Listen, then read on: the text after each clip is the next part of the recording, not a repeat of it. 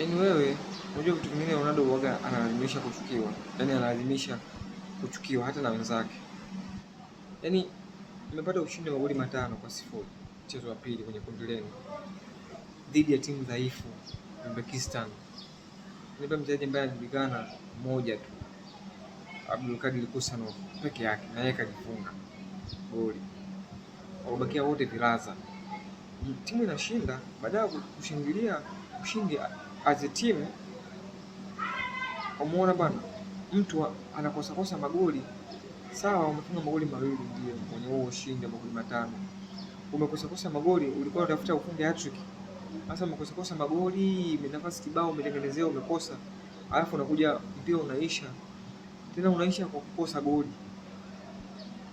Mpira unamalizika, baada ya kwenda kwa wenzako kushangilia, kupongezana, unatafuta kamera, unasema I'm back. Wewe mzee, you back. Where have you been, bro? Where have you been? Unarudi, ulikuwa wapi? You back? Where have you been? Where have you been? I'm back. Where have you been? Where? Tell us, where have you been? Unajua kitu mwingine unaweza ukasema jamaa sio ape pasi sio nini. Jamaa anaonekana yupo very disrespectful kwa wenzake. Huyu jamaa ana heshima. Oya, hiyo timu ya mpira wa miguu sio tennis. Hiyo sio ngumi, sio boxing.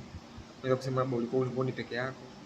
Umepigana na mtu umempiga, unaweza kusema back kwa sababu ulipoteza mapambano mengi. Sasa umeshinda ile pambano unasema back.